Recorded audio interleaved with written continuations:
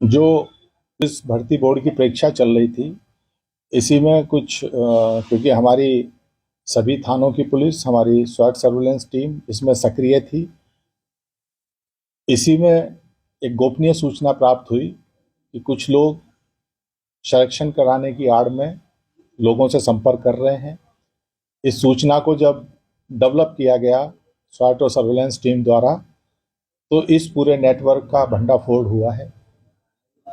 ये लोग थाना नौनहरा क्षेत्र का एक दूरस्थ और बिल्कुल आबादी से कटा हुआ एक घर इन्होंने किराए पे लिया था मृदाजपुर गांव में, और वहां रह के अपना इन्होंने प्रिंटिंग मशीन वगैरह वहां पर और फोटो कॉपियर वगैरह लगाए थे, जिसके माध्यम से ये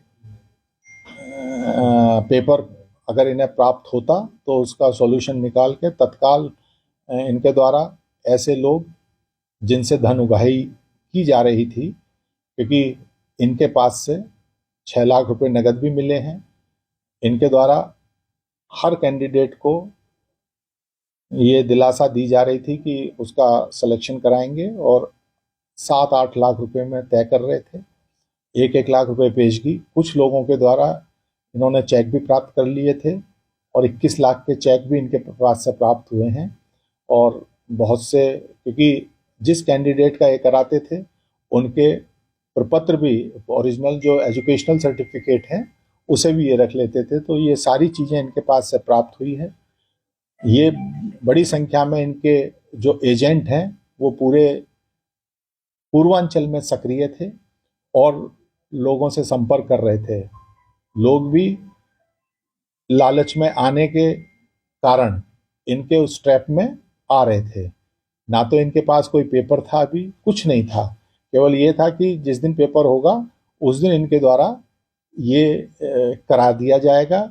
और इनके द्वारा ये भी लोगों को मैं विश्वास दिलाया गया है, क्योंकि इसकी कोई पुष्टि नहीं है कि पूर्व की जो एग्ज़ाम हुए हैं, अभी निकट भविष्य में सीटेट का हुआ था, उससे पहले कोई एसएस डीसी वाला जो एग्ज़ाम है सेंट्रल गवर्नमेंट वाला, उसमें इनके द्वारा ये विश्वास लोगों को दिलाया गया था कि उसमें भी इनके द्वारा भर्ती कराई गई है, क्योंकि जो अभ्यर्थी हैं वो जिन लोगों के अंदर कम कॉन्फिडेंस होता है और जल्दी प्राप्त करना चाहते हैं, ऐसे लोगों के लालच में आ जाते हैं।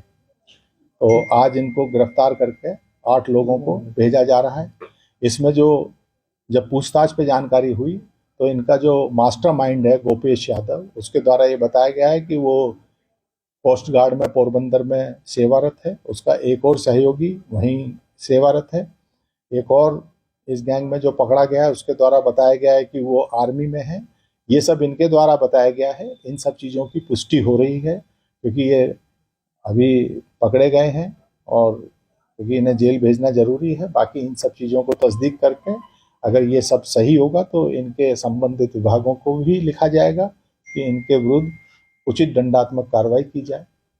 अब तक कितने अभ्यर्थी सर इनके टच में है? इनके टच में इनके एजेंट फैले हुए थे, और अभी जो हम लोगों को इनके पास से धनराशि मिली है करीब 6 लाख रुपए नगद, जो 1-1 लाख रुपए पेशगी आई है लोगों की। और इन्हें ये भी नहीं मालूम कि कौन लोग हैं, क्योंकि इनके एजेंट भी है बड़ा ऑर्गेनाइज तरीके से। क्योंकि इनकी बातों से ये जरूर लग रहा है कि ये पूर्व में भी किसी ना किसी एग्ज़ाम में इस तरह की हिमाकत कर चुके हैं। और करीब 28-29 लोग अभी तक इनके संपर्क में आ गए थे। उसी में से कुछ लोगों ने गोपनीय रूप से पुलिस को सूचना दी, जिसके आधार पर इस पूरे गैंग का भंडाफोड़ हुआ है।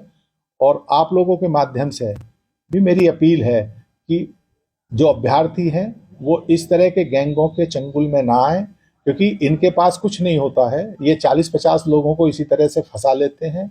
उनमें से कुछ लोगों का अपनी ही प्रतिभा के आधार पे भी हो जाता है, और बाकी का ये पैसा खा जाते हैं। बाद में लोग पुलिस कचहरी कोर्ट घूमते रहते हैं कि साहब मुझसे ले लिए। तो अपनी मेहनत के आधार पर परीक्षाओं में सम्मिलित हों। ऐसे जो ठग हैं और इस तरह के जो चीटर्स हैं, इनसे दूर रहें, और अगर कोई संपर्क करता है, जैसे यहाँ किसी एक व्यक्ति ने साहस किया, पुलिस को बताया और पूरे गैंग का भंडाफोड़ हुआ, अगर अभी भी कहीं कोई इस तरह की बात है तो लोग तत्काल संबंधित अपने जनपद में जाके पुलिस को बताएं और ऐसे लोगों को के विरुद्ध कार्रवाई करने में सहयोग करें। पुरस्कार गुडवर्क